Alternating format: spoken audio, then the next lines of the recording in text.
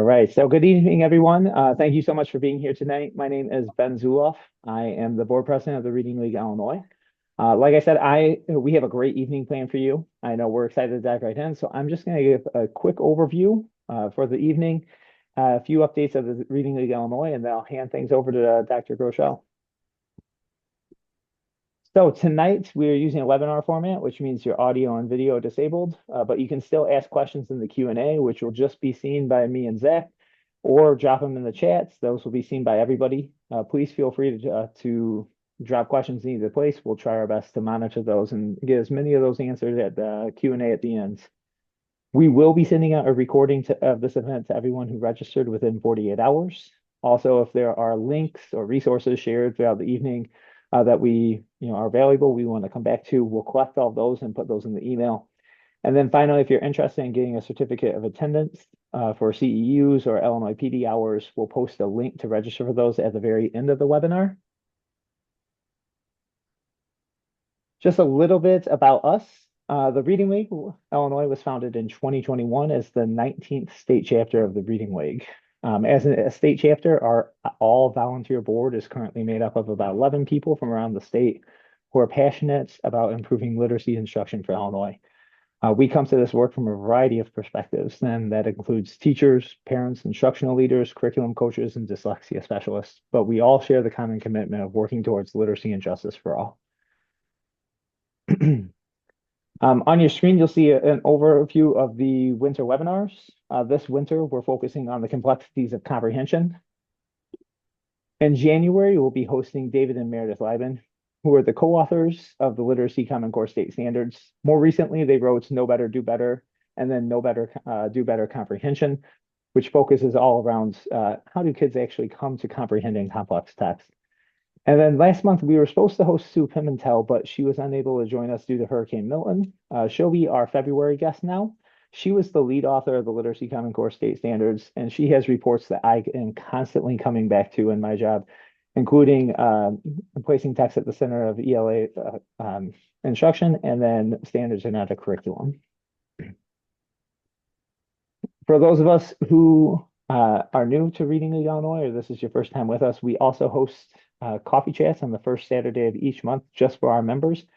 This month, I'm really excited about, we have Patrice Bain. She was the co-author of Powerful Teaching, Unleashing the Science of Learning. And she was also a former guest on Zach's podcast, Progressively Incorrect. If you're interested in joining and becoming a member, it's just $25. Our benefits include those monthly coffee chats. We have grant and scholarship opportunities, and just that feel good of doing something right for literacy.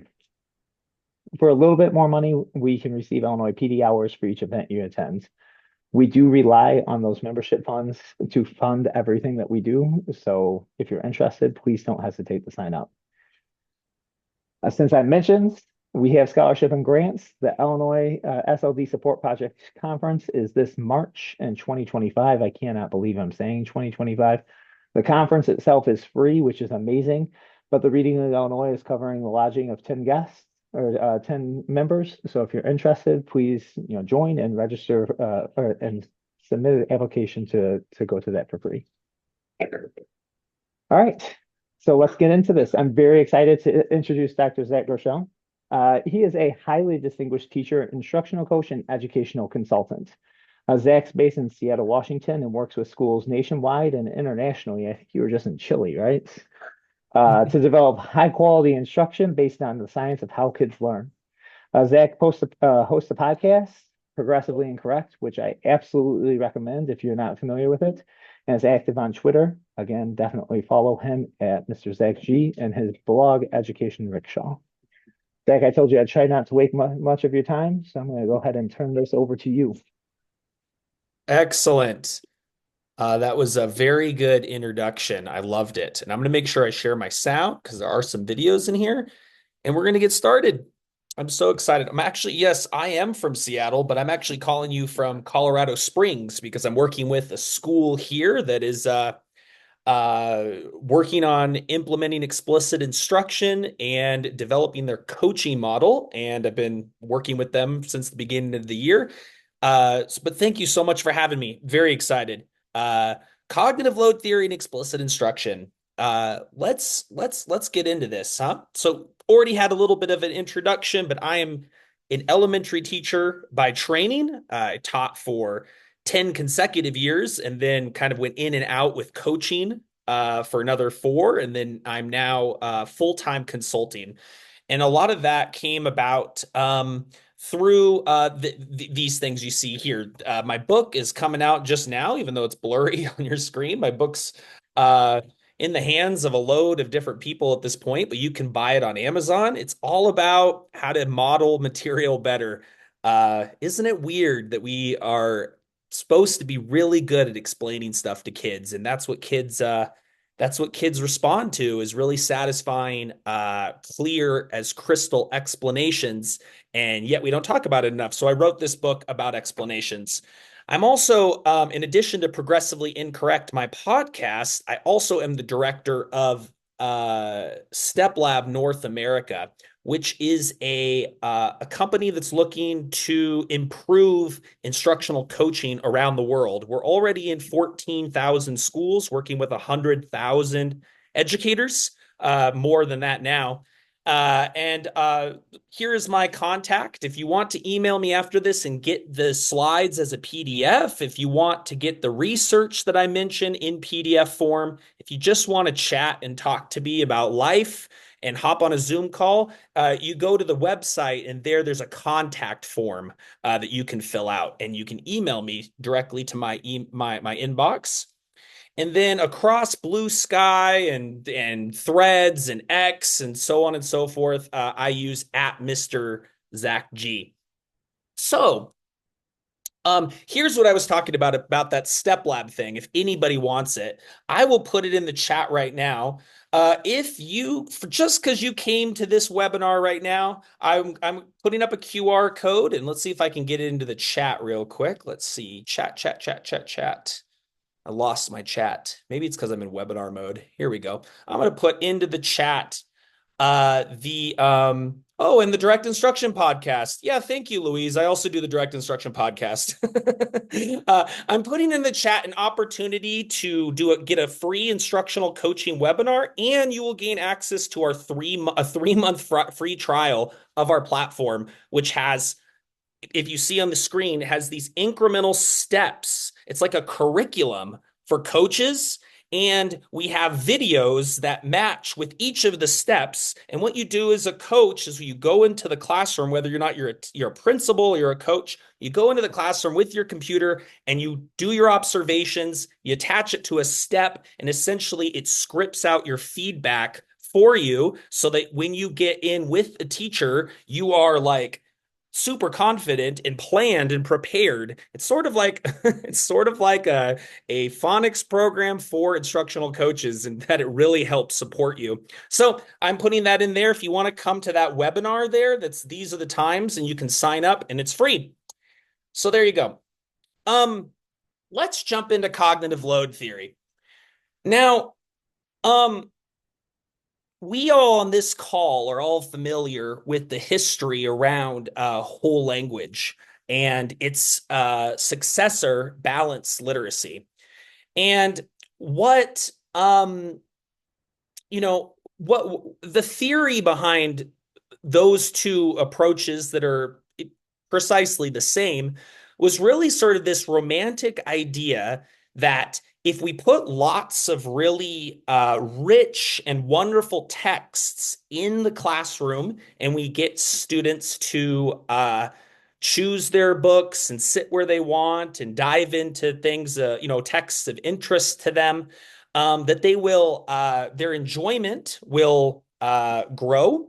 And through their enjoyment of reading for pleasure, they will become great readers. Kind of an idea that motivation precedes competence, right? And over time, through a lot of empirical research, we found that this was not a great way to teach kids how to read. And I'm preaching to the crowd here, but this is important to kind of start us off. Um, because something that looks so beautiful and has this aesthetic to it, uh, essentially didn't work. And now many schools have abandoned this idea and they could go back to it, right? It's something that really, harmed the kids that needed the most support, the kids that needed the most explicit teaching in foundational skills were the ones that were left behind, and the kids that already came to school knowing how to read perhaps thrived, creating a Matthew effect where, the rich get richer and the poor get poorer. Why do I start off talking about this? Um, Something that's been on my mind is as I talk to teachers around the country about whole language and balanced literacy and this shift to structured literacy, is that I don't mean to be mean. I'm just going to be very candid here. It's that when I talk to teachers and principals and leaders who are sort of given this mandate to change towards a more structured version of phonics and so on, um, that they just say it just doesn't work. They're like, yeah, it's been found. Research science says that it doesn't work, but they can't explain to me why it doesn't work. They don't have a theoretical framework that it can explain why letting kids discover the world of print through lots of exposure to print uh, isn't as effective as a teacher personally bringing it to them, breaking it down, and getting kids to slowly and gradually build up to that complex performance. They just know it doesn't work. And I think that that's a problem. I think that's a problem because number one, we could just swing back in the other direction at any point because nobody really understands what this is all about. They don't have a foundational sort of, like I would say, a theoretical framework that can explain why this doesn't work. And the proof is when you go into classrooms across America and you find the same teachers teaching phonics at the carpet on dots, and then they go on and do a version of whole math or balanced math in the same classroom. We see teachers who have not, because we haven't taught them about the science of learning, because we just told them that phonics works, and we haven't actually gone any deeper when it comes to the science of reading in some places. We get really strange mutations like this, where a teacher is sort of randomly teaching these two subjects in completely opposing methodologies. From my experience of going into schools and seeing that in play. Um, it's very interesting. There's not very much. There's nothing I would say that is significantly different between math information and reading information. We're talking about something that's abstract that students find difficult and challenging to do. It's something that I'll talk about it in a moment. Um, but they're both things that are not natural for humans to acquire if they were just left alone in society. They wouldn't just pick it up. So why is this? My hypothesis is that we need to do more work when it comes to learning about how kids learn, and by doing that, we will arm teachers with the explanations and the arguments and an understanding of cognitive architecture and science that will allow them to make predictions in their class and let them advocate for themselves and advocate for their students in a way that makes sense and is coherent. Um, just real quickly, I'll just define cognitive load theory, which is for me a big part of of this effort to arm teachers with some knowledge about the science of learning. So, cognitive load theory is a psychological framework that explains how the mind processes and stores information. And importantly, through a many years since beginning in the 80s until now, there have been many randomized controlled trials where you take two groups. One group gets one type of intervention, and the other group gets another type of treatment, another condition that they're in, and we compare and we make predictions based on how we think the mind will operate given a certain condition or given a certain type of information. And So it's a robust theory. It's not just an idea or a guess. Like some people say theories are like a guess of how something works. Uh, it is more a research framework devised of many studies that all point in a certain direction and tell a certain story about how learning happens. And Dylan William has this is his famous quote. Dylan William did kind of the formative assessment inside the black box. He's sort of a hero of mine when it comes to feedback and formative assessment. And he had this quote back when Twitter was not owned by Elon Musk. And it's that I've come to the conclusion Sweller's cognitive load theory, John Sweller's sort of the first originator of the theory, is the single most important thing for teachers to know. The single most important thing, he said. And that was interesting to me when I first read that, because I didn't know really entirely what it was. And how could it be the single most important thing when there's so many things? I'm going to give it a stab. Three different reasons why it's the most important thing for teachers to know. Um, the first is that by knowing about cognitive load theory, teachers gain an appreciation of how the mind processes and stores information. They understand a little bit more about cognitive architecture. The second reason is that it gives teachers effective procedures. They call them cognitive load effects.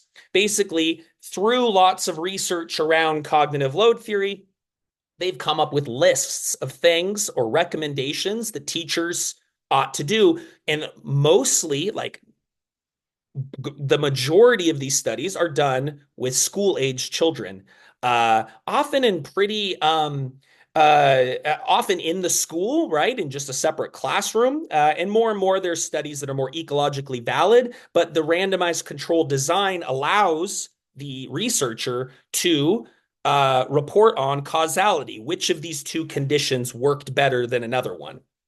And finally, it's going to help knowing about cognitive load theory helps teachers to make predictions about what will and what won't work. And that's the whole thing we started with, right? I have a feeling right now in the world of reading that teachers well, they know that the mandate is to teach phonics, and perhaps they understand it should be done in a structured and systematic way, but uh, they don't see how the mind processes all types of information in largely the same way, and they can't make those predictions when they shift to different age groups and to different subjects. So this is the framework that helps at least helps me do it. So we're going to dig right in and talk about some of these predictions. Here's the first prediction that comes from cognitive load theory. Um, Explicit systematic teaching leads to better reading outcomes than immersion and print alone. And cognitive load theory explains it in terms of evolution, human evolutionary psychology. What have we evolved to acquire? If you go to some random very deep in the forest of the Amazon type of place where you meet a tribe that has not been in contact with the rest of the country, you will find that everybody in that tribe is illiterate, right? Cannot read, but they can do a lot of things that all humans can do universally, regardless of where you grow up. As long as you grow up around other people, what are we hardwired to acquire? Well, some examples include the ability to speak your own language, right? Everybody learns to speak their first language. Uh, Even in my household, my mother is deaf and speaks and signs and both. Even in that household, I was able to acquire sign language just like it was my first language because I just picked it up through my mom signing to me and rocking me and talking to me. And she didn't need to take out a textbook and show me pictures and explicitly teach me how to sign. She just kind of gave me that regular mother parent feedback, and I sort of just picked it up. I discovered it as just by being immersed in society. The same goes with other things. If you're typically developing, I'm saying you don't have some sort of disability that stops you from doing this. Unfortunately, you can tell. When different people are angry or upset, you can see that people are different than each other. You don't have to ask everyone what's their name. You can recognize the difference between people, and we memorize faces very quickly. It's something that comes naturally to us. Walking and balancing, navigating our environment. These are things that you can try your hardest to try to, get your kid to work out and do baby gym, but then they end up sort of walking on their own, and we all end up walking, given the given that we were just sort of put into an ideal regular household environment surrounded by other people in our tribe, right? Um, there are things that we've not hard been evolved to acquire. We don't. It's just not in our architecture, simply because these things are relatively recent inventions. Things that we have not evolved yet to be able to do. Things like reading and writing. They must be explicitly taught. Math is not something that you see universally across all people. And we find that a lot of people find math very challenging. Students that you'll find that some tribes can count up to a certain number, but cannot count beyond that number without getting access to formal instruction. Pretty much everything in school is like this. School subjects, these are biologically secondary skills, according to, that's how they're named in cognitive load theory. There's skills that we simply cannot expect kids to spontaneously develop through just being alive, because kids aren't sponges, right? They are sponges when it comes to their first language, and they are sponges when it comes to kind of feeling out their environment and using tools and doing some of those biologically primary things I talked about. But they're not sponges when it comes to this other stuff. And learning tends to be very difficult in these subjects for most kids. If you've been working with kids with special needs and in special education, as I did as an interventionist, you understand that wouldn't it be great if everybody could just pick up a book and learn to read it? But no, what happens is that the child gets overloaded, gets frustrated. Even what seems simple to you, the expert, to the child is very challenging and requires a load of practice. Um, it's exciting. It's interesting stuff here. This kind of launches us into the next part of cognitive load theory, is that we have this mechanism in our brain called working memory. And working memory doesn't really apply to learning your first language and those easier sort of natural skills, but it really has implications for learning the subjects that we teach at school. So, working memory is basically a structure in the model of the mind that deals with information processing. It's what right now, you're working in your working memory. The words that I am saying, you're working with them in that structure called working memory. And I like to represent working memory with a wine bottle, mainly because over here it's evening, and that's a perfect thing to all have our mind on. After this, we can all have a glass of wine in Colorado Springs or in Illinois or wherever you are.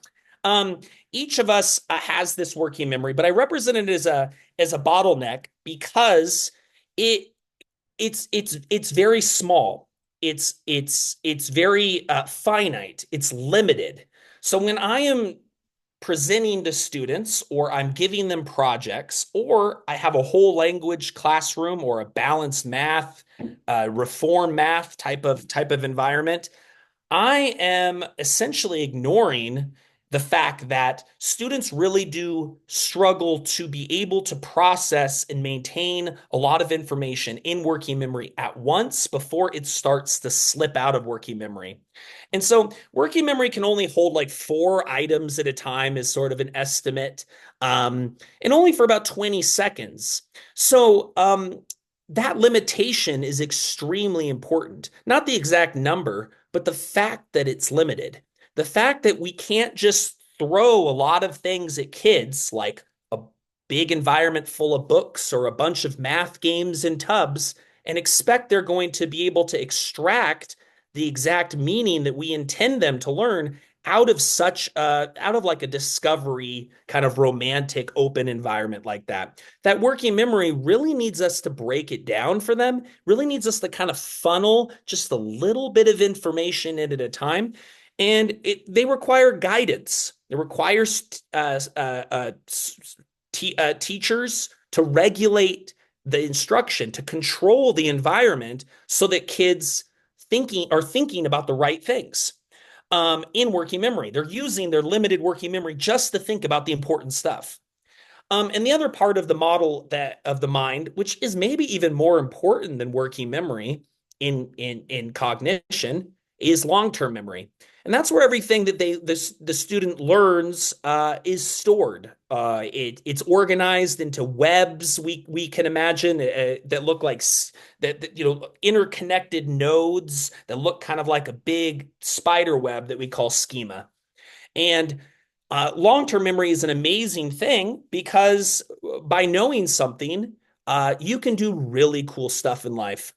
You can think critically and creatively if you have the prior knowledge that is applicable to that specific moment. If you have that knowledge, you can deal with it and manage your environment in a way, and problem solve in a way that you couldn't otherwise. So the problem is that lots of instruction overwhelms working memory. And that's essentially what cognitive load theory is out to discover, out to find out, is what are the constraints of instruction? What are some of the procedures that we can use that we can avoid overloading working memory and give kids a chance at learning the material in a way that honors this cognitive architecture that is in all of their heads.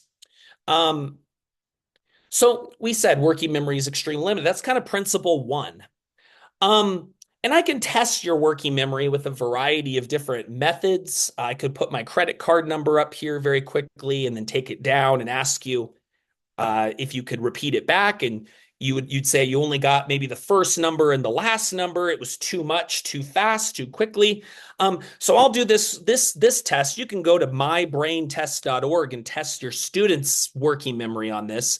But basically, I'm going to give you a set of numbers in this little blank spot right here, and I'm going to have you, without writing it down, repeat back what the number is. And you can repeat it back by writing it into the chat, but you cannot write it down.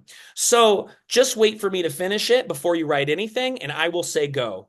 Just wait for me to finish it before I say go, okay?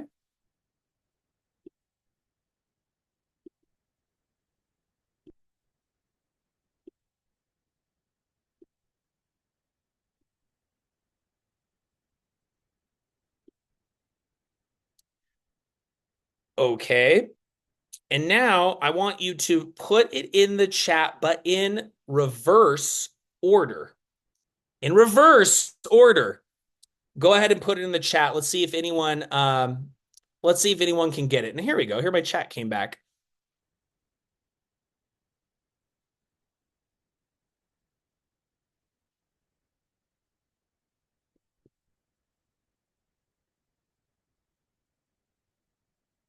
Someone, instead of putting down a number, just said, "Where's the wine?"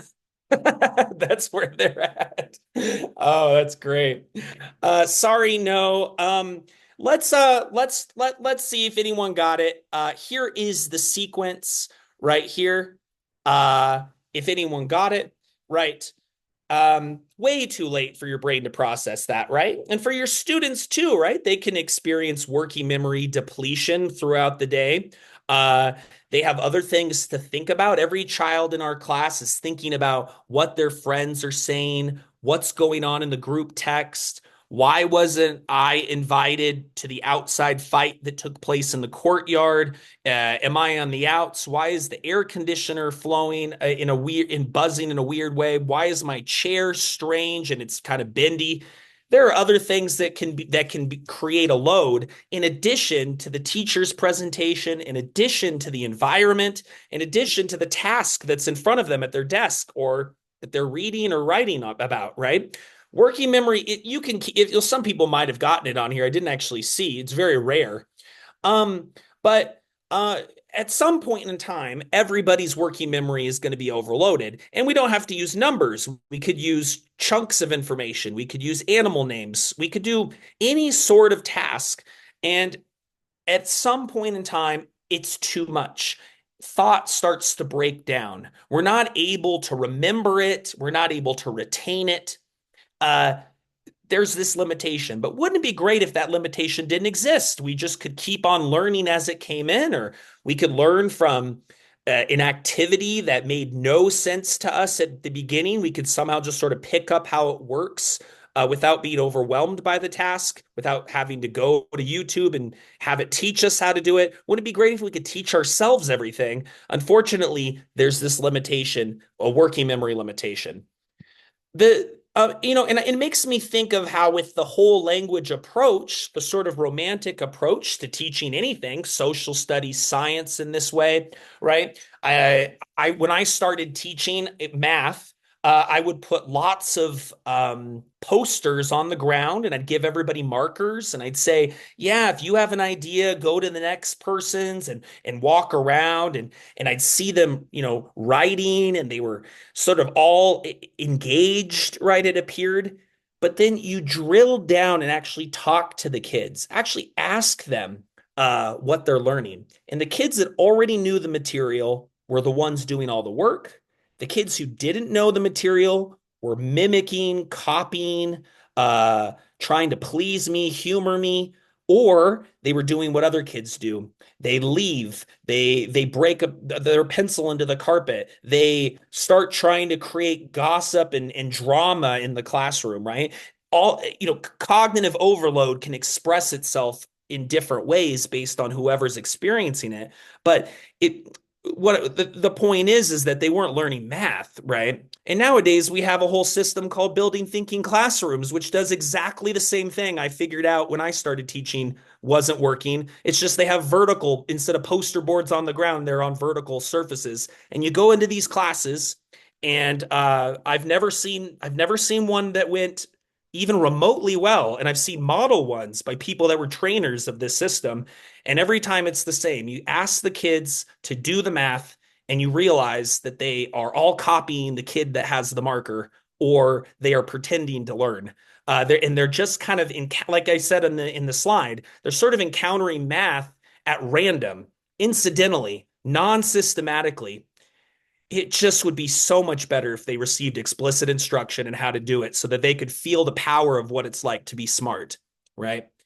Um, so keeping going, right? This is kind of the idea of exposure learning, right? The idea of like if you throw a lot of things at the mind, something will stick. It's great to give kids really, really rich experiences because something they have to be getting something out of it, right? Is the thought, right? Like, was the theory of whole language or balanced literacy and whole math and romantic forms of education, right? They're experiencing lots of stuff, so hopefully they're getting something out of it, right? It's just kind of the wish, right? Um, they're engaged, right? What does that mean? Does that mean they're having fun?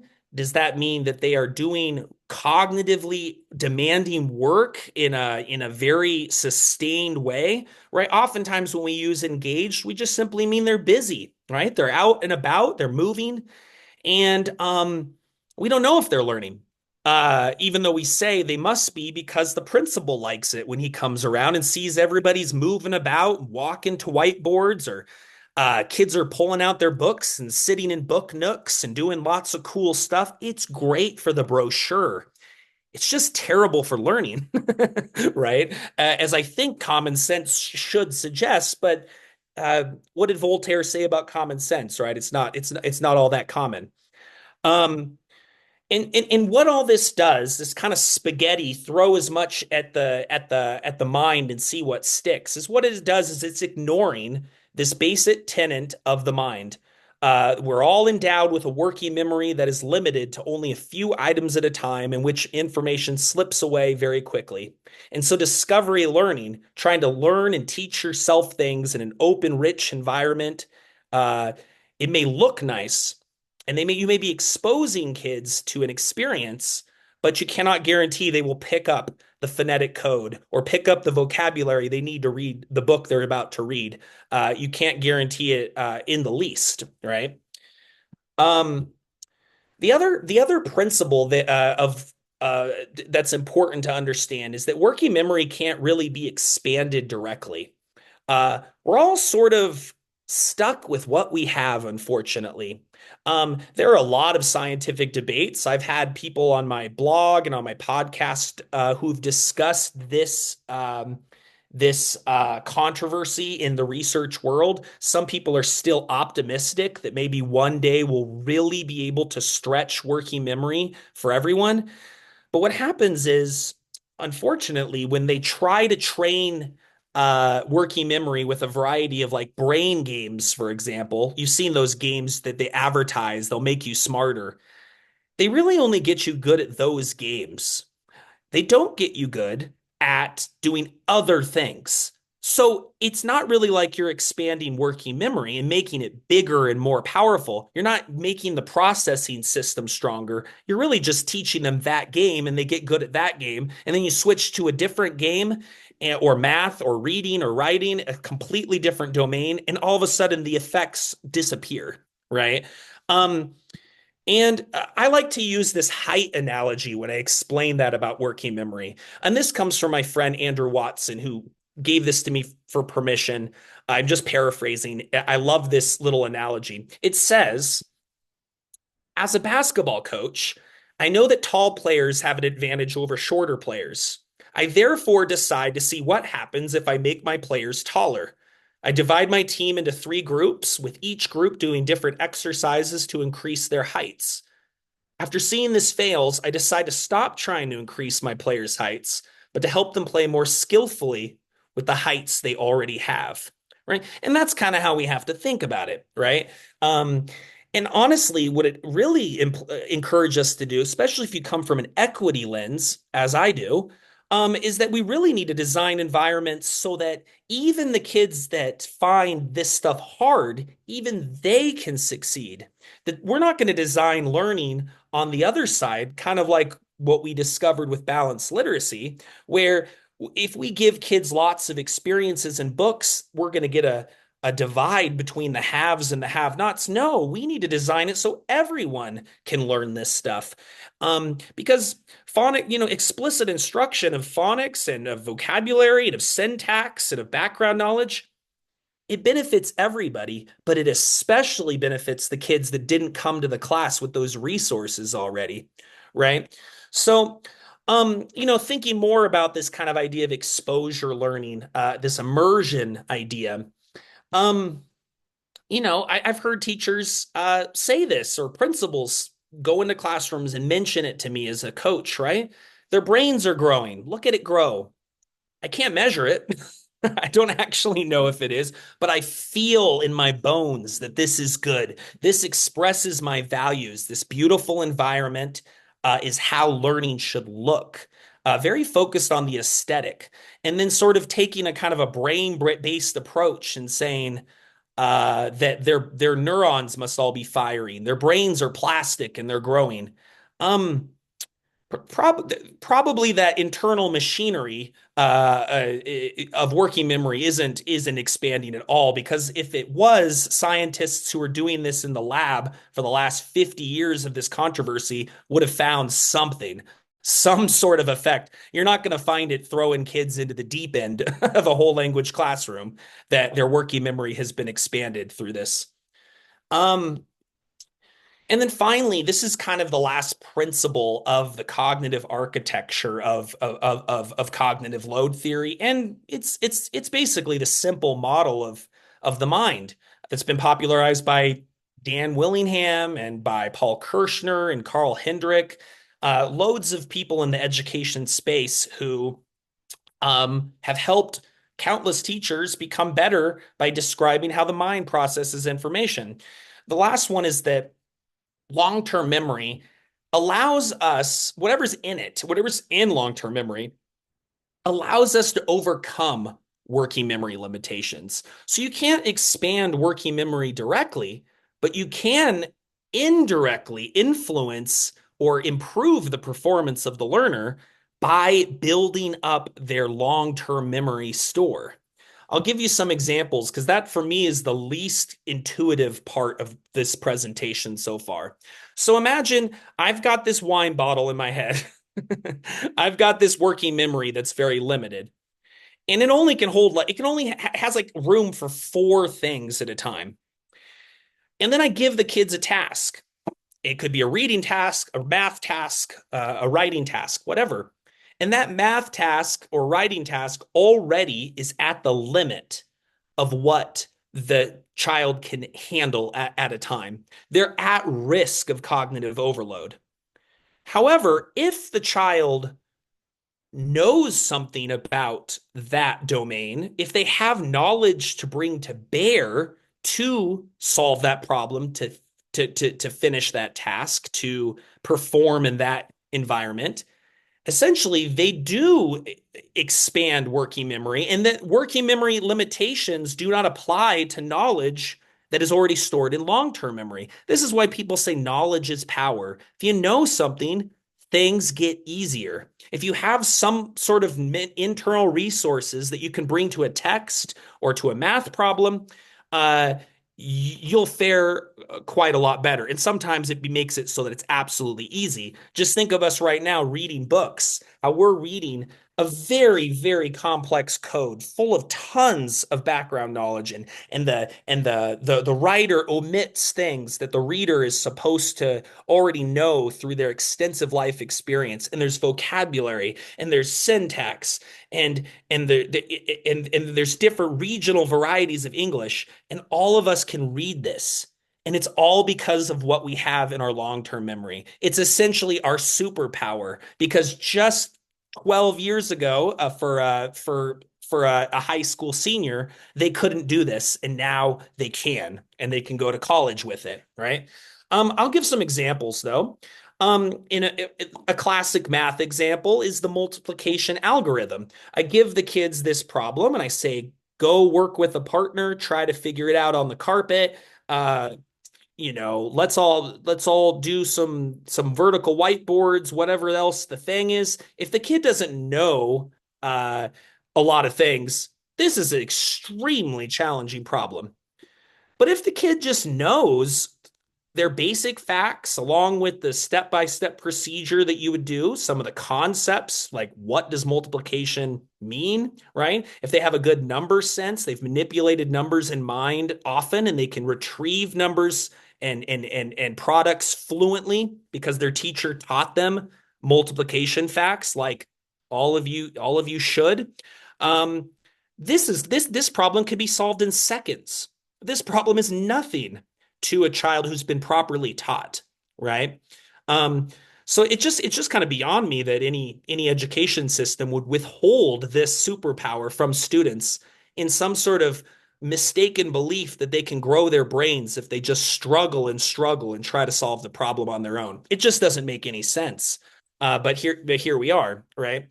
Um, if you have the right knowledge in mind, in long-term memory, complex tasks can be performed effortlessly without any penalty on working memory, right?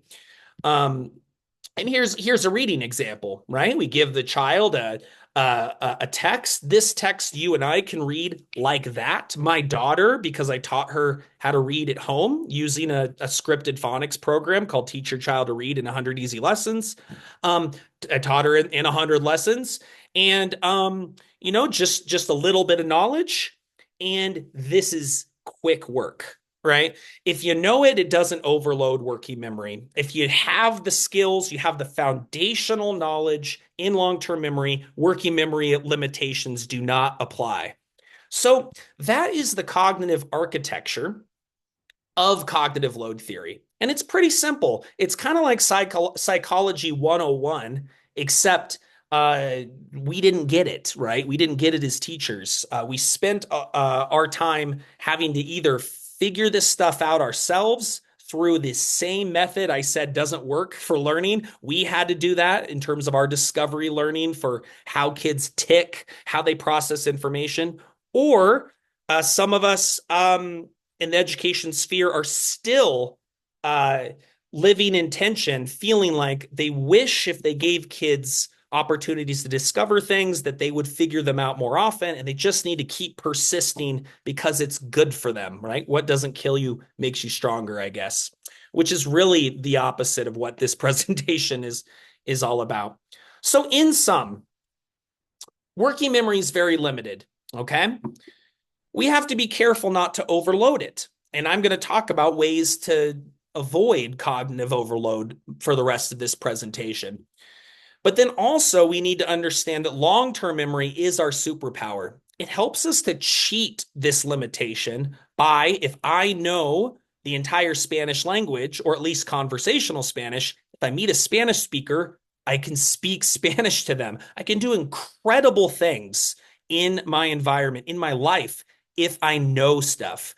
And so the implication is we must build students' prior knowledge. We have to create a classroom and in a learning environment that honors knowledge and foundational skills and facts. And we have to give it to kids in a way that's enjoyable, of course, and satisfying, but also in a way that allows them to use it. And in doing so, we can transform uh, kids' chances. We can transform their opportunities because they have the resources that the more privileged amongst us often take for granted if we're thinking about the kids that grew up on the other side of the tracks.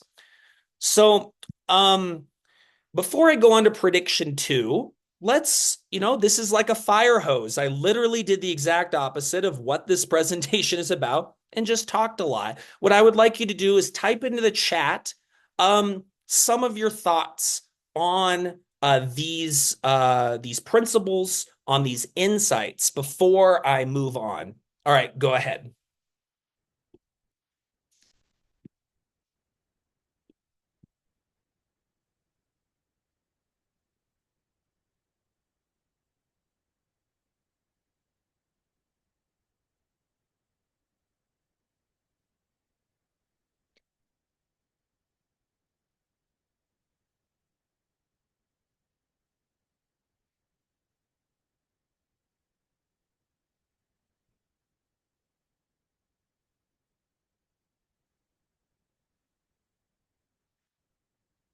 Thank you for saying you like the wine bottle because someone messaged me one time and said it was creepy. So, okay, I'll keep using the creepy image because of this one piece of confirmation bias I just received.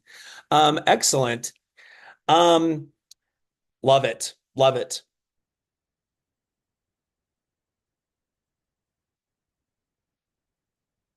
Excellent. Okay, we're going to move on and we're going to talk about. So, the first prediction, someone mentioned it. So, first prediction was around like immersion learning in natural learning. And we know this for reading, but it's applicable to all school subjects as far as we know.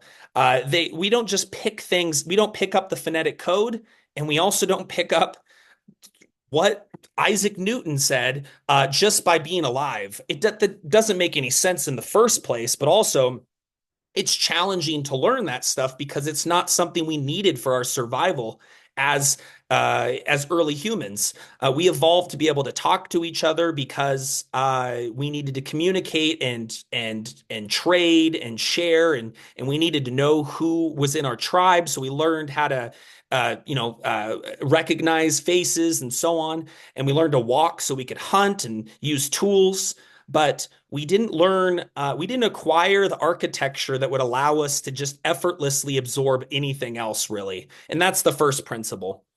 Um, the second principle of cognitive load theory, well, I guess a prediction of cognitive load theory, is that learning will be successful if essential information is highlighted and unnecessary information is reduced. And actually, I spent a lot of time on that sentence, but Anita Archer, who's an explicit instruction guru, and I'm a huge fan of, says it much easier. She says, cut the fluff and teach the stuff.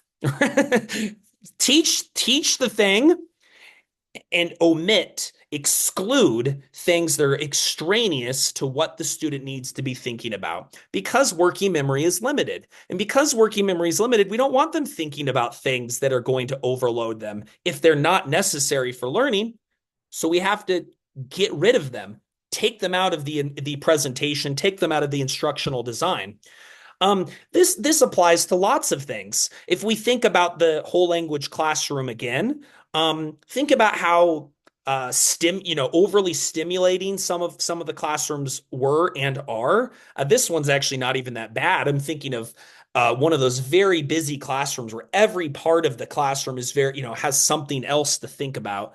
It's just one aspect of it, but also how we see children. More and more, we're seeing phonics lessons where the kids sit on a dot on the carpet and they learn from a teacher who's sitting on a chair and pointing to the board. But in many cases, we have classrooms where the kids are meant to walk around the classroom and go to a center and draw their finger in sand and play with toys and what's happening there? Their attention, their working memory is being devoted towards socializing, towards fighting with others. They're thinking about what's on the walls, what's happening outside. And I'm not saying put the kids in prison and put horse blinders on them or anything of that nature, but having structuring the environment for attention so that the kids are faced in the right direction at the time it needs to be done. Of course, breaking out for play experiences in the younger years. In the older years, there's no real reason to do that as far as I'm concerned. So face them towards the board, right? Have a clean, minimalist classroom that doesn't overwhelm the senses, and other things too. I remember when I was first teaching, I taught with the Readers and Writers Workshop, the Lucy Calkins programs, like the actual books. And the whole premise was based around the idea of good readers read a lot, so have kids read more, right? It was confusing correlation with causation, right? Of course, good readers read a lot. Why? Not because they read a lot, and that's not the implication for your kids necessarily. It could be other things like that their family read to them and taught them at home, and a load of other sort of variables that could come into play. But also the same with writing, right? Good writers write a lot, right? So I'm going to have them write a lot, right? And what was my role when I was doing Lucy Calkins units of study was I would either circulate or I would sit in my teacher chair in a visible place and model the habits of a good reader. And of course, the principals and the people who were the literacy coordinators thought this was the best thing in the world because it expressed a certain viewpoint or philosophy on the role of the teacher as a guide on the side and someone who is more of an inspiration to children in some ways than their instructor, right? Than someone who teaches them. But what would happen every time I would sit in my little throne and pretend to try to read, um, things would go awry. When kids were writing, especially reading, they seemed to be able to fake read really well because I had a good classroom management approach. So they would sort of flip through the pages in a linear way. Once in a while, you catch them with the book upside down, but in writing especially, it got out of hand sometimes. And what could we say that is for, right? Are the kids learning to write and learning to read, or are they discovering how other people read, how experts read and write, or copying or pretending to be an expert, trying to do what readers and writers do. So their attention is focused on trying to persist, trying to please the teacher. And their working memory is clearly overloaded by the task. And so what they'll do is just a lot of guesswork, right? Guessing, playing around, writing stuff that looks like words. And me as the teacher, I'm just giving them praise, but as it goes on, I have to walk around and fix this behavior and fix that behavior. Kids constantly never reading and never writing. Why is it? Why are these kids so bad? Dude, it was me, right? It was me not teaching them how to write. Compare that to structuring the lesson completely differently, where you taught them how to do something tiny that's just small enough to be able to be processed in working memory, like at the sentence level. Have them practice it. They get the success that there is of a sense of accomplishment of being able to do it right. I go around and I give feedback to every kid. They benefit from corrective and suggestive and epistemological, even feedback, asking them why questions and so on. And then when we all put it together, they are writing an essay for the first time, right? I'm not even trying to create caricatures of two different things because I literally did this, right? I did this because that was at the time the fad in literacy teaching for my school district and for multiple school districts that use that program. Um, and a lot of times when the kids are in these environments, they're just simply multitasking. They're doing lots of different things. And multitasking from a cognitive load perspective or from a cognitive science perspective in general, multitasking is not a great approach to doing anything. Kids say they love multitasking. They love to have their phone out and they love to watch the game while they're doing their homework and so on. And they'll even say they're good at it. But it ultimately it's not good for them because they're task switching between loads of different tasks. And think of what working memory has to deal with when switching tasks up like that. I have this funny video of this really really good piano player whose teacher is giving him questions, sort of forcing him to multitask. He is a savant, so he clearly does it well, but none of us could do this. The only way you can really multitask like this is if you automate one of the skills to the point you don't need to think about it. And an example is driving. We all drive and have conversations until your kid starts fighting with his sister back there, and then you turn off the music and you deal with that, and all of a sudden you're not multitasking as much with the music and the three tasks. You narrow down the amount of tasks. We all do that. But here's a quick video. Apple, banana, orange, What does rabbit mean? carrot, See how we get. pot, What sound does the dog make? Ah, and he failed at the very end. He goes, right. But that's what this kind of, environment did. It's giving kids an opportunity to choose to task switch, to do parallel task processing. You do A and you switch to B and you go back and forth. And what cognitive scientists call the penalty that you incur from parallel task processing is called dual task interference. Basically, you don't do either of the tasks very well. And multitasking has been shown in a variety of domains to lead to more errors in whatever you're doing. It leads to more thinking time, right? It takes longer to to process new information. Working memory is already limited, and now we're asking kids to have a choice menu, a daily 5 menu, go around the classroom and go to your different literacy centers, figure out what that one is. Oh, you don't like it, move to a different one. Uh, not directing their attention and their working memory resources to learning how to read. They're learning how to they're learning this convoluted system that looks pretty on the outside, but isn't very good at directing their thinking towards what they're supposed to be learning, right? And it also just in the workplace, for example, it just decreases productivity. You see those job sites where goodness, they've have this open. My father-in-law, my wife's on the call, by the way. Her dad, they switched from a cubicle design of the workplace to an open office, and immediately everyone's productivity went down. Everybody was frustrated with it. Within a year, everybody had headphones on to stop all the noise, all the distractions, right?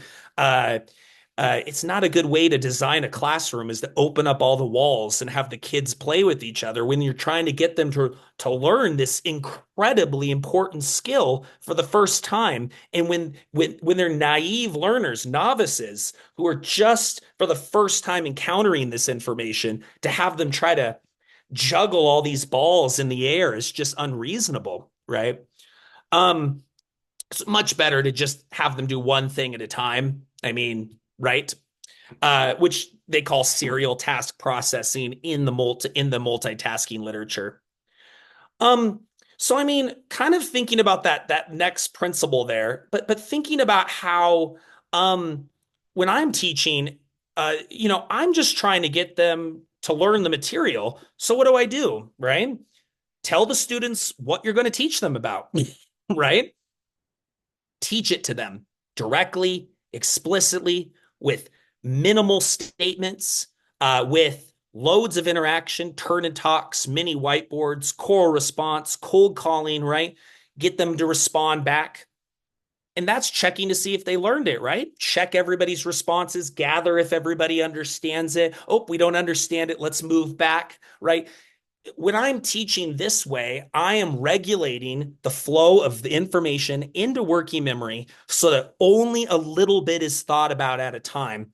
And having the environment be calm, predictable, this is a good thing, right? It's a good thing that the kids don't need to think about, in addition to learning how to read, need to think about all these other extraneous things, these procedures that you put in place for your rotating crazy center thing, the kids that are fighting with each other, the behavior that inevitably bubbles up, even amongst the best classroom managers I've ever seen.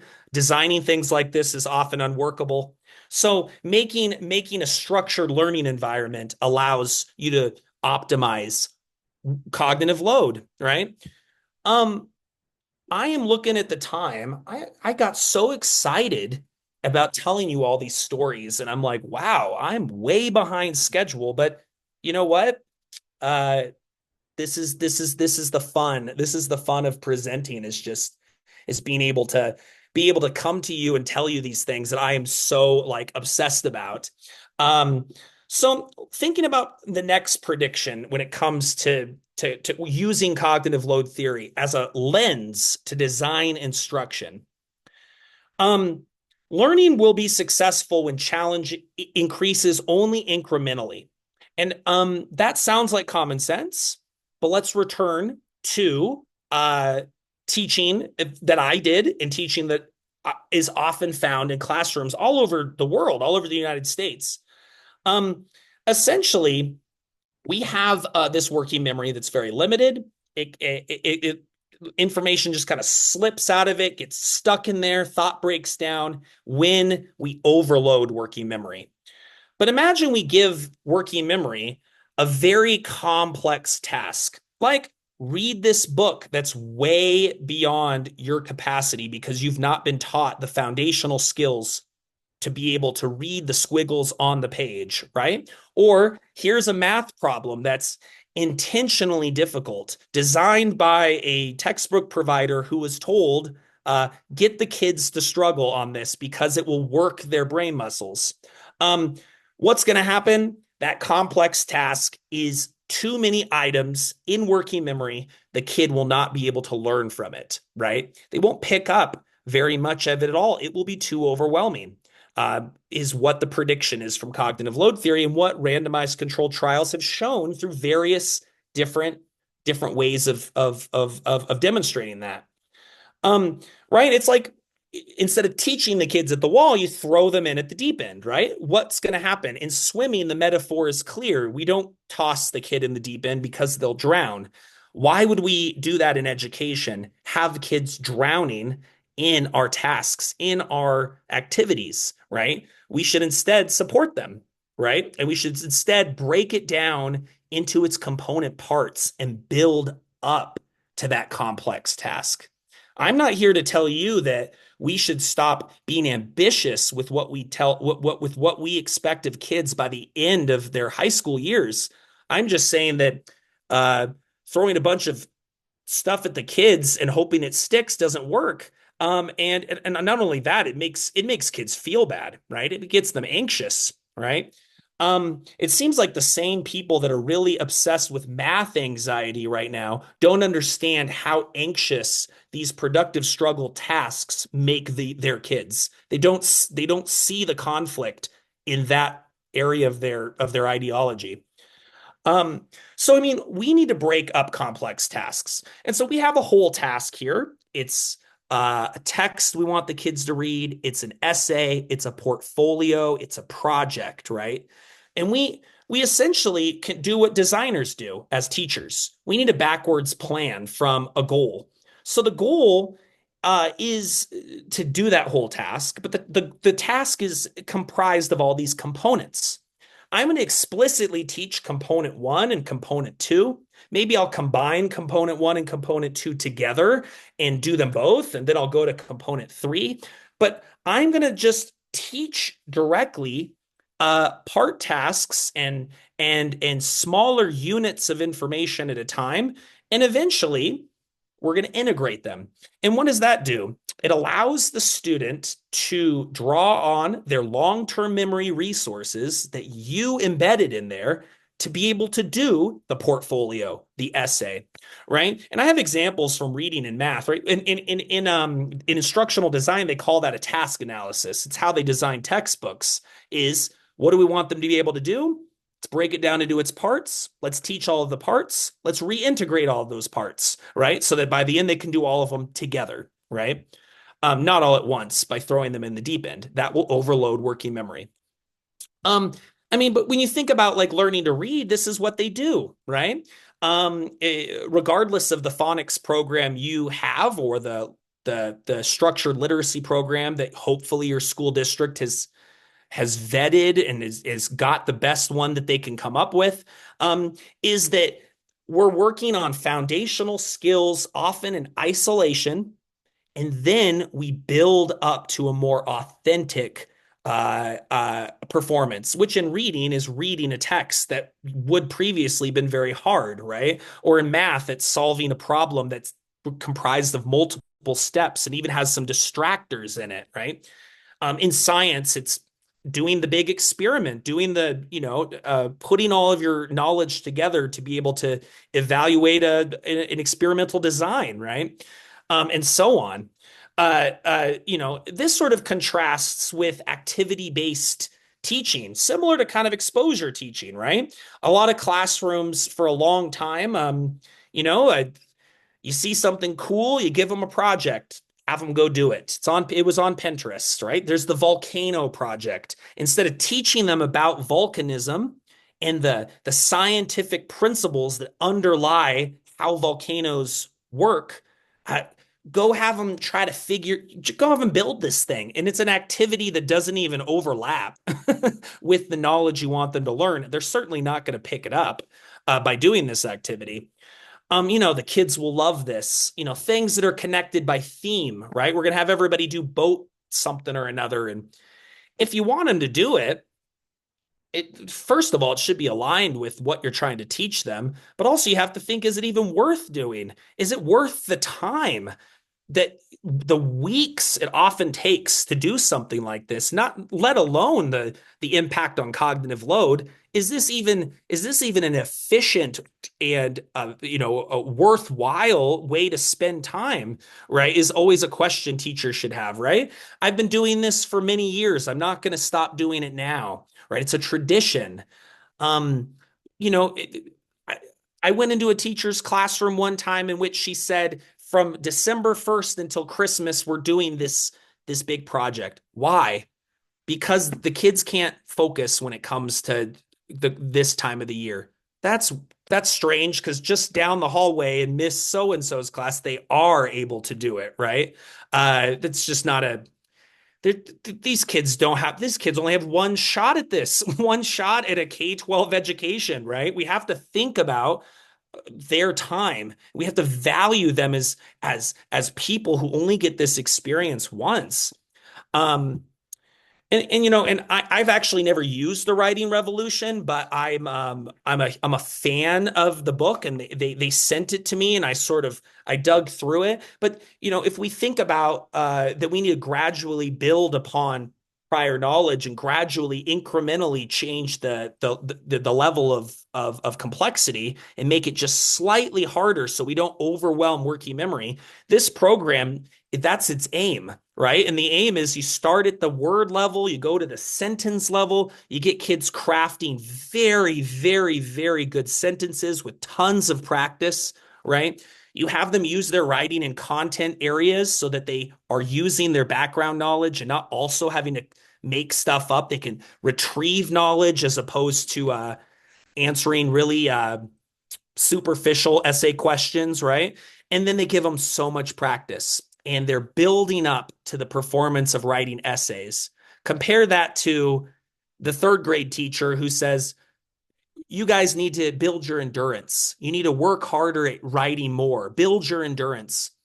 The kids are just going to humor you and they're going to write and write and write, but they're not going to become better writers because they haven't been taught how to do it, right?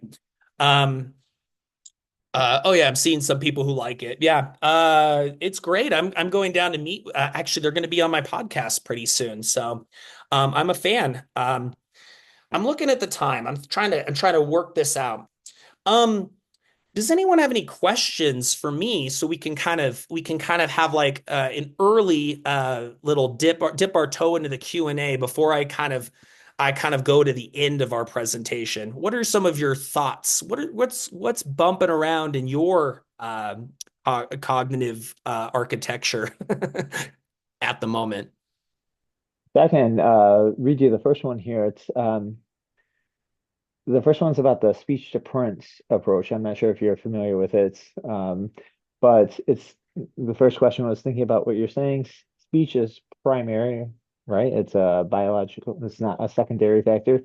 So when we teach with a speech to print approach, wouldn't that be attaching sounds, which we already know because it's a biologically primary factor, to those letters? So wouldn't that lighten the cognitive load? Speech to print, in my experience, also takes into account much of what you were saying about cognitive science. Just looking for your thoughts on why more schools don't use this approach. Yeah, someone you should really follow is Nate Nathaniel Hansford, who's written a ton of different reviews of speech to print versus print to speech and so on. I mean, that's the prediction, right? And that's what we're here for, right? You just connected what you understood worked from the empirical evidence, which is important. The research is important. I'm a evidence-based educator, right? If it doesn't work, I'm not going to do it. Throw it out, right? But let's say we're in a space where we're not really sure about the research, right? Decodable readers are a good example of they're effective in the small number of studies there are. I just wish there were way more studies.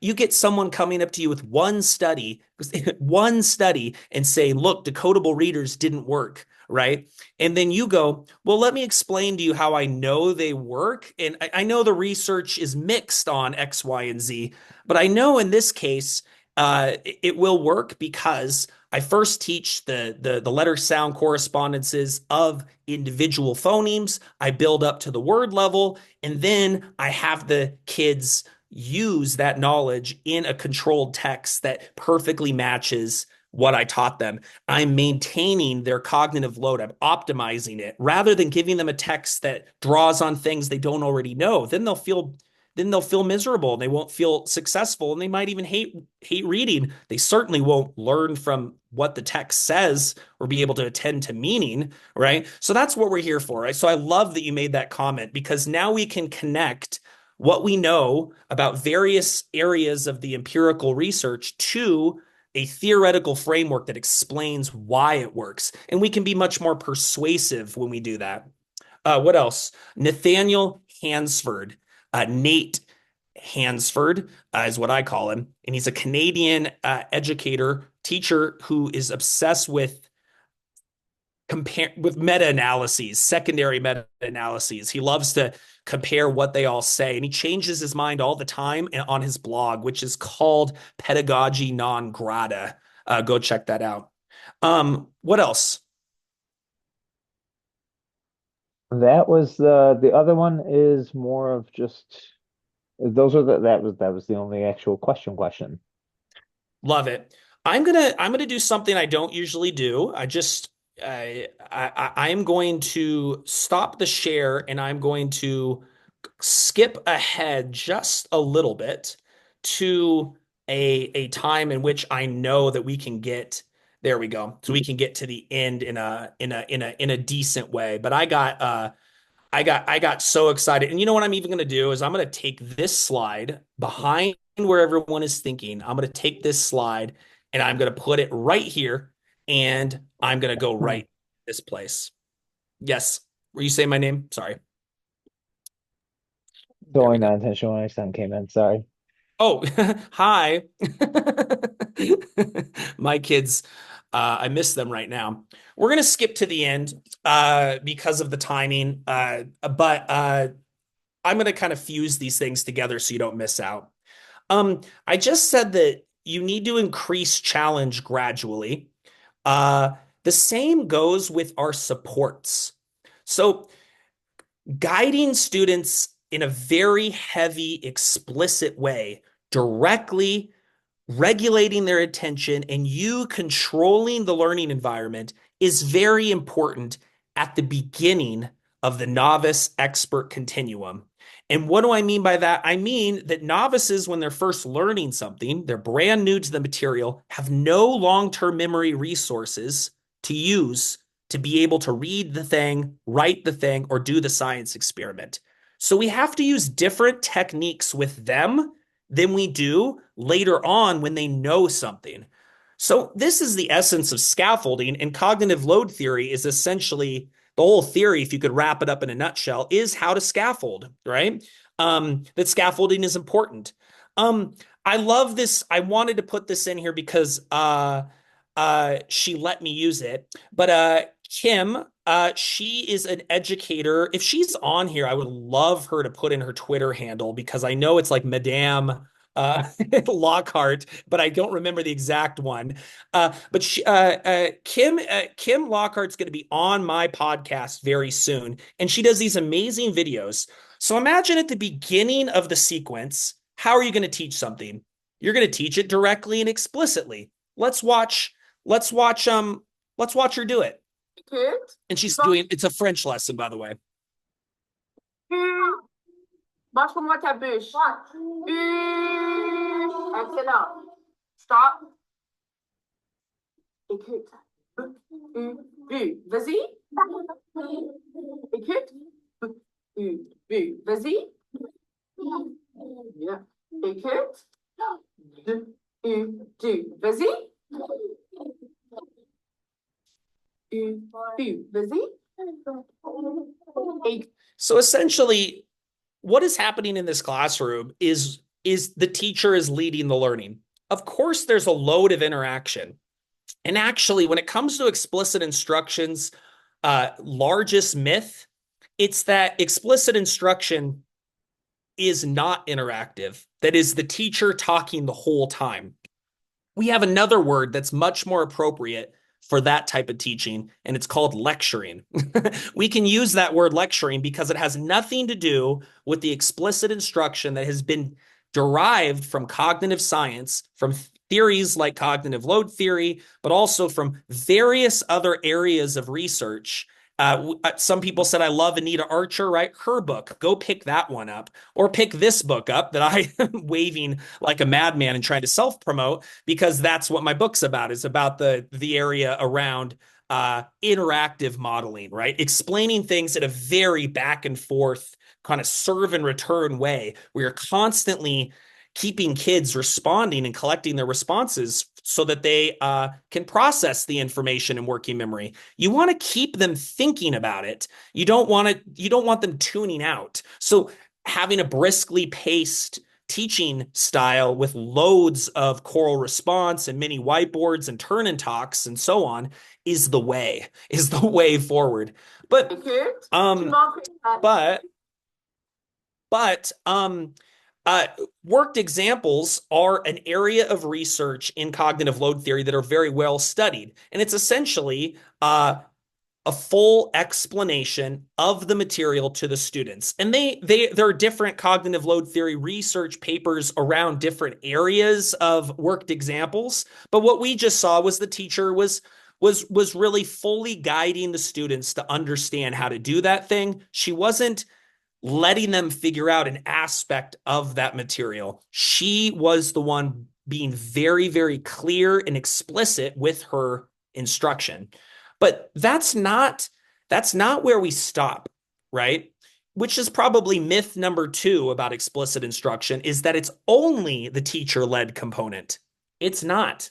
If you look at here and we look at a sort of an expert novice continuum, cognitive load theory would support this sequence exactly, which is, if I'm teaching something, I'm going to fully work it for the student. I'm going to do a worked example. I'm going to teach the material. I'm going to show it. Of course, I get lots of responding and stuff, but really, I'm the one teaching, and there's only one way to do it, and it's me. I'm the one teaching it, right? And we just saw a phonics lesson, or a French phonics lesson, but this applies to all different subjects, right? You're in the art classroom, and the kids are about to get on their potter's wheels, and I saw this art teacher. He had posters next to the different stations in his art space, and on the poster was the step-by-step instructions for how to make a puck, how to hold your hand so that you turn the puck starting to look like a vase, and he had that worked example as a scaffold to start, right? As you go through your teaching, think about working memory. The kid is learning a little bit more and a little bit more. They don't need your guidance nearly as much. You can make it harder. You can also stop helping as much. You start to give it over to them. All right, I taught you these sounds. Now I'm going to give you a worksheet with those sounds on it. Now I'm going to give you a decodable text that has the sound on it. Now you're going to see those words in a more authentic setting in which those sounds or those words or whatever type of unit of information is seen in a more rich, alive environment.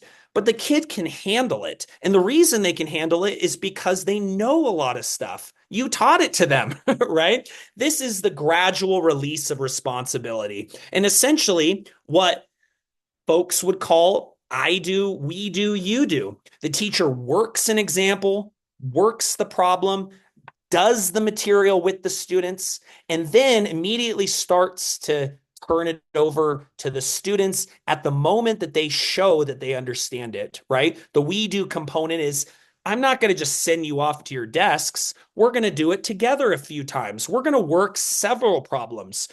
Probably most the lesson is going to be in the we do phase. I'm not going to let you go over there and fail and create more misconceptions. I'm here to support you. I'm going to make sure when I send you off there, you know this stuff in and out. You can do it by yourself.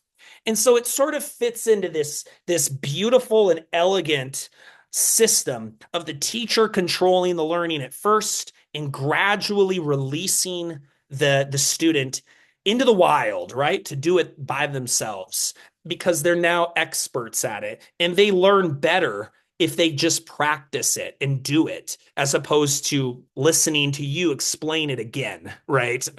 Listening to you continuously doing it is not helping them any longer. So what I like to think of it is it's like a handoff. And in a way, I'm handing you off into your evening. But the instruction that is informed by cognitive load theory begins with full, heavy guidance, explicit, direct teaching by the teacher, a model that is crystal clear that will just blow your socks off because of how satisfying it is. And it is slowly, the structure of the scaffold is taken away one step at a time until the kid can go off and do it by themselves. And at that point, that's where the motivation is. That's where the engagement was that we saw earlier in that whole language classroom was. It's there. It's now there. It's except the kid is more sophisticated in their responses. The kid is proud of themselves. The kid knows that they were supported by a teacher who knows their subject and can teach this stuff in and out like nobody else can. And so, sort of, if we kind of sum up today's talk, we can sum them up into these four procedures, and they map perfectly to an explicit instruction model. In cognitive load theory, we're going to cut unnecessary information from the environment, cut it from our speech. Don't give kids things to think about they don't need to think about. Highlight the important stuff. Cut the fluff, teach the stuff. The next thing we're going to do is make sure that the hard stuff's broken down. Make sure that they only have to deal with just a little bit because working memory is so limited. And then we make it a little harder. We start to put in some variation. We put the tricks in, but then they can handle it because they have their long-term memory resources to use. Give kids loads of time to practice, which is we kind of missed my whole spiel on practice, but give them a lot of chance to overlearn it, right? Give them more drills than you might even estimate a kid needs because they do need it. And finally, we're going to take away all those supports in a slow, gradual kind of way. And in this case, the kid can do something themselves that they couldn't have done had they not had you, the excellent instructional designer that was using cognitive load theory as a framework. I see we're at 7:29. You might wonder what I actually emailed Dylan William, who said it was the single greatest thing. And I will end here on this note. The letter he wrote back to me when I wrote to Dylan William and said, I said, why did you say that it was the single greatest thing, most important thing teachers need to know? And he said this. He said, Dear Zach, students differ in how much working memory they have, and there doesn't appear to be any way of doing much about this.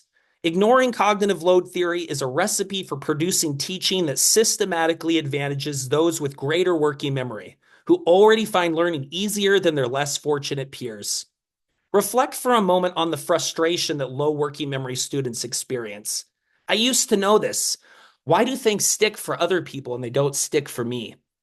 Answer: because the teacher ignored cognitive load theory with the result that it was more effective for high working memory students. Ultimately, it's a social justice issue. Good luck with your session. In case it helps, I attached some slides that I use in my presentations on cognitive load theory, which may save you a bit of time. And they did. So we're going to go right to the end here. Thank you, everybody, so much for coming out. I loved this presentation, and I wish I could see you in person. I will stick around as long as you want and answer any questions you have. I really appreciate you coming tonight.